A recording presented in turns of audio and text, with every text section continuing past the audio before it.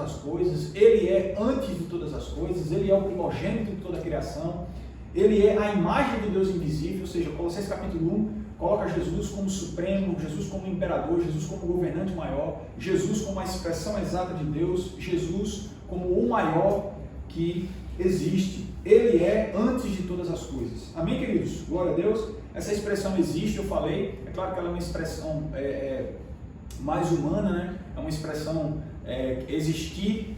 A gente sabe que Jesus é, porque Ele coexiste com o Pai, então essa expressão de existir é mais para a criatura do que para o Criador, mas é só para que você entenda. Jesus, Ele é Deus e Ele coexiste com o Pai na eternidade. Amém? Foi isso que a gente falou, inclusive na mensagem passada. Pastor, o que é que você vai ministrar hoje à noite? Qual é o tema da pregação de hoje à noite? Eu quero continuar na terceira mensagem da série Rei dos Reis e eu quero falar nome sobre todo nome.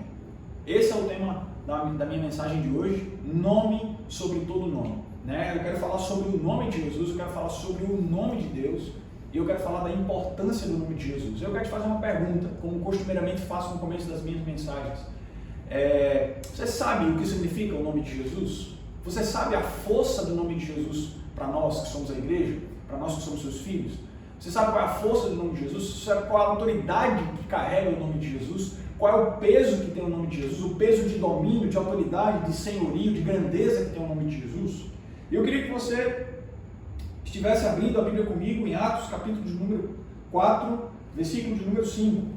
Atos, capítulo de número 4, eu queria que você abrisse a palavra do Senhor em Atos, capítulo de número 4, versículo de número 5. Atos, capítulo de número 4, versículo de número 5. A gente vai ler alguns versículos, eu quero ministrar, eu quero expor as escrituras, e a gente vai ler alguns versículos. Está escrito assim o texto da palavra. Atos, capítulo de número 4, versículo número 5.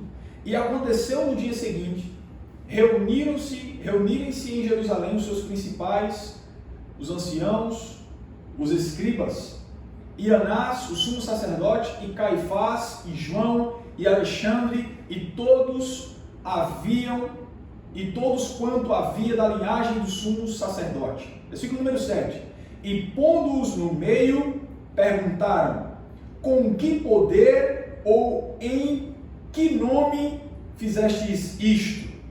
Versículo número 8. Então Pedro, cheio do Espírito Santo, lhes disse: principais do povo, e vós, anciãos de Israel, visto que hoje somos interrogados acerca do benefício feito a um homem enfermo e do modo como foi curado. Versículo de número 10. Seja conhecido de vós todos e de todo o povo de Israel, que em nome de Jesus Cristo o Nazareno, aquele a quem vós crucificaste e a quem Deus ressuscitou dentre os mortos, em nome desse é que está são diante de vós, se referindo ao homem que foi curado. Ele é a pedra que foi rejeitada por vós, os edificadores, a qual foi posta por cabeça de esquina. Em nenhum outro há salvação, porque também debaixo do céu, nenhum outro nome há dado entre os homens pelo qual devamos ser salvos. Eu quero repetir o versículo número 12. E em nenhum outro há salvação, porque também debaixo do céu nenhum outro nome há dado entre os homens pelo qual devamos ser salvos. Amém, queridos? O nome de Jesus é o fator de vitória das nossas vidas. Dentro da cultura judaica, quando um pai ia escolher um nome para um filho, quando um nome era escolhido, o nome ele carregava diversos significados, acerca da identidade, acerca do propósito do filho. E isso é tão extraordinário porque o nome de Jesus, né, Yeshua, como alguns dizem, se pronuncia dentro da cultura judaica, dentro do hebraico, Yeshua significa o Senhor salva, dado a expectativa no nome de Jesus. E quando o Senhor vai falar em Mateus capítulo de número 1, versículo 21, ela dará luz a um filho, e você dará o nome de Jesus, porque ele salvará o seu povo dos seus pecados. Mateus capítulo número 1, versículo 21. Ela dará luz a um filho, a virgem que dará luz a um filho, e colocará o nome desse filho de Jesus, porque ele livrará o seu povo dos seus pecados. O nome de Jesus, escolhido pela sua identidade, pelo seu propósito e pelaquilo que Jesus iria fazer. Jesus que é o cumprimento de todas as profecias bíblicas, Jesus que é o cumprimento, Jesus que é a expressão exata das profecias do Antigo Testamento, Jesus que é a revelação do Pai. Tudo aquilo que o Pai expressa é revelado por meio de Jesus. O caráter do Pai é revelado por meio de Jesus. A vontade do Pai é revelada por meio de Jesus. E tudo que o Pai faz, tudo que o Pai deseja fazer, toda a intenção do coração do Pai, todo o sentimento, me permita usar essa linguagem, todo o sentimento que há no coração do Pai é revelado para o Filho, é revelado por meio do Filho. E a Bíblia diz, queridos, em Atos, capítulo número 4, o texto que nós lemos da Palavra de Deus, os discípulos estavam em uma situação de muita circunstância adversa, em uma situação adversa de verdade. Depois da descida do Espírito Santo, do derramamento em Pentecostes do Espírito, a Bíblia diz que Pedro e João curam um coxo, e essa cura ela repercute dentro daquele ambiente onde eles estavam, e Pedro e João é colocado diante do Sinédrio, o mesmo Sinédrio que crucificou Jesus e que condenou Jesus à morte. Ele está diante dos mesmos sacerdotes que condenaram Jesus à morte, em João capítulo 18. Ou seja, a mesma dificuldade é imposta, a mesma situação é colocada diante de Pedro e João e dos discípulos. E a Bíblia diz, e aconteceu que no dia seguinte reuniram-se todos os sumos sacerdotes, Anás e Caifás, e agora eles enfrentam não apenas um homem, mas os discípulos de Jesus cheios do Espírito Santo. E o versículo 7 diz o seguinte: pondo-lhes no meio deles, perguntaram: com que poder ou em nome de quem vocês estão fazendo isso? Você precisa observar uma coisa, eu estou falando sobre o nome de Jesus. Você precisa observar uma coisa. Olha só, eles não estão perguntando aos discípulos, eles não estão perguntando a Pedro, a João, eles não estão perguntando aos discípulos de Jesus como é que eles estão fazendo aquilo, qual o segredo que está por trás. Eles não estão perguntando, olha só, como é que vocês fazem isso, como é, me explica. Não, ele está perguntando o seguinte, ele diz assim: com que autoridade vocês estão fazendo isso? A pergunta dele é muito mais desafiadora, é muito mais profunda do que a gente imagina. A pergunta dos sumos sacerdotes é o seguinte: em nome de quem vocês estão fazendo isso? Porque afinal de contas, na antiga aliança, quando um profeta dizia assim, assim diz o Senhor, quando um profeta dizia assim, o Pai está se movendo, Deus, o Senhor dos exércitos me enviou, significa que o próprio Deus está se manifestando, que o próprio Deus está falando pela boca do profeta. Quando o profeta diz assim diz o Senhor, é o próprio Deus falando por intermédio da sua boca. E quando os discípulos estão aqui, debaixo de uma autoridade, eles perguntam assim: em nome de quem vocês estão fazendo isso? Em nome de quem? Ou seja, eles estão questionando a autoridade por trás daquele ato feito pelos discípulos, daquela atitude tomada dos discípulos. Com que autoridade? Como vocês estão fazendo isso? Quem é que está por trás disso aí? Versículo número 7. Olha só, presta atenção. Isso é muito interessante. O nome de Jesus não era apenas um nome comum, mas ele carregava uma autoridade sobremaneira, uma autoridade soberana, diante da qual todo joelho se dobrará, como diz Filipenses capítulo 2, versículo 9 e 10. A Bíblia relata em Atos capítulo 4, versículo número 8, então Pedro, cheio do Espírito Santo, lhe diz: autoridades e povo de Israel.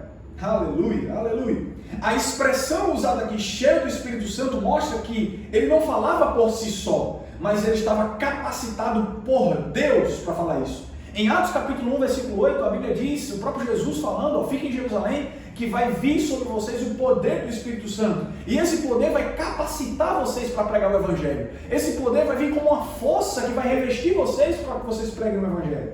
Olha só que coisa interessante. Versículo 9 e 10, é interessante que ele diz assim, isso aqui é muito, muito forte. Versículo número 9 e versículo número 10. Visto que hoje somos interrogados acerca do benefício feito a um homem enfermo.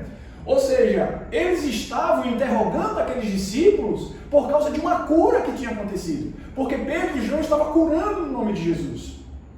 Aleluia, aleluia. Olha só, preste atenção que isso aqui é muito, muito glorioso. Aí ele diz assim: se hoje somos interrogados acerca do benefício feito a um homem enfermo e do modo como foi curado, seja conhecido de todos vós e de todo o povo de Israel que nós estamos fazendo isso em nome de Jesus, o Nazareno, a quem vós crucificaste e a quem Deus ressuscitou dos mortos. É como se Pedro estivesse dizendo assim: vocês querem saber quem é a autoridade por trás disso? Vocês querem saber quem é que está por trás dessa manifestação? Vocês querem saber quem é que está por trás dessa glória? No nome de Jesus nós conseguimos operar. No nome de Jesus nós expulsamos demônios. No nome de Jesus nós curamos enfermos. No nome de Jesus nós pregamos o Evangelho. No nome de Jesus nós estamos operando maravilhas. É no nome de Jesus, Jesus de Nazaré. Aleluia, aleluia. Glória a Jesus. Aleluia.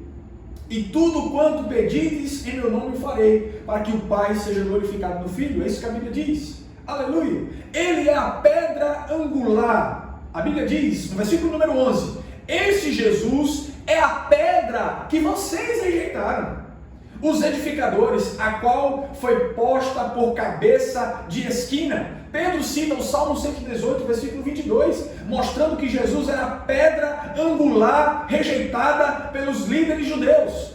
Dentro da cultura judaica, numa construção, a pedra angular era a base de sustentação de toda a estrutura. Isaías capítulo 28, versículo 16 diz: eis que ponho em Sião uma pedra provada, uma pedra preciosa de esquina, que está bem firme e fundamentada. Isaías estava falando acerca de Jesus, que era essa pedra edificadora. Jesus disse assim: Pedro, tu és pedra, mas sobre esta pedra edificarei a minha igreja, e as portas do inferno não prevalecerão contra ela. Jesus não estava falando de Pedro, Jesus estava falando dele. Esta pedra, sobre ela eu edificarei a minha igreja. Ele é a rocha, ele é a pedra, ele é a pedra de esquina. Mateus capítulo 16, versículo 18 diz: sobre esta pedra edificarei a minha igreja, e as portas do inferno jamais prevalecerão contra ela. E nenhum outro há salvação. Isso aqui é importante, preste atenção. Eu estou expondo o texto bíblico. Atos capítulo número 4, versículo número 12. E em nenhum outro há salvação, porque também debaixo do céu nenhum outro nome há dado entre os homens pelo qual devamos ser salvos. Não há nenhum outro nome.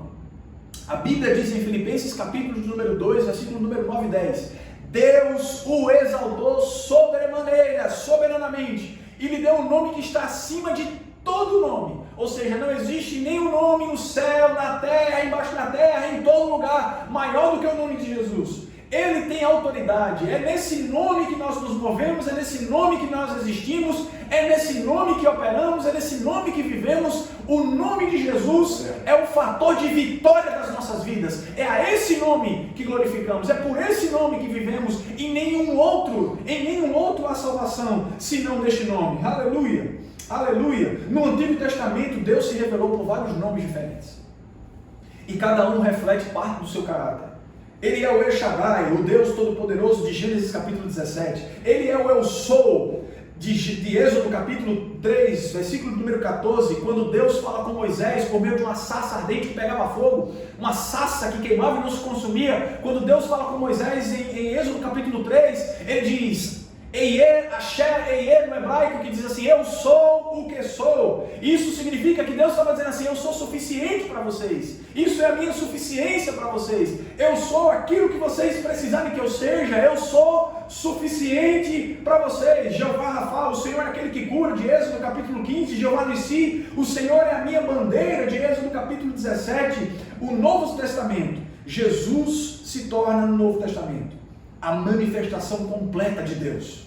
João capítulo 1 diz assim: mas todos o quanto receberam, deu-lhes o poder de serem feitos filhos aos que creem no seu nome.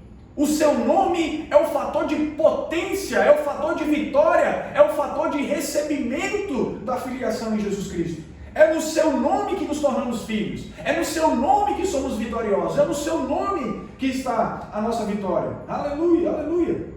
Aleluia, a salvação no nome de Jesus. Em Atos capítulo 4, versículo 12, em nenhum outro há salvação, porque debaixo do céu nenhum nome foi dado. Versículo 12, Atos capítulo 4, versículo 12, o texto que nós lemos. Romanos capítulo 10, versículo 3, porque todo aquele que invocar o nome do Senhor será salvo. João capítulo 20, versículo 31 diz, mas estes foram escritos para que creiais que Jesus é o Cristo, o Filho de Deus, e para que, crendo, tenhas vida em seu nome. Ou seja, o seu nome nos dá vida, o seu nome nos dá salvação, o seu nome nos dá a glória, aleluia, por meio do seu sacrifício. A autoridade do nome de Jesus, Marcos capítulo de número 16, e estes sinais seguirão aqueles que creem, em meu nome expulsarão demônios, falarão novas línguas. Lucas capítulo número 10, versículo número 17. E voltaram os 70 com alegria, dizendo, Senhor, pelo teu nome os demônios se sujeitam, pelo teu nome os demônios batem em retirada. Filipenses capítulo 2, versículo 9 até o 11, o texto que nós lemos, Deus o exaltou. Esse foi o texto que eu li, que eu citei aqui na mensagem, e lhe deu um nome que está acima de todo nome.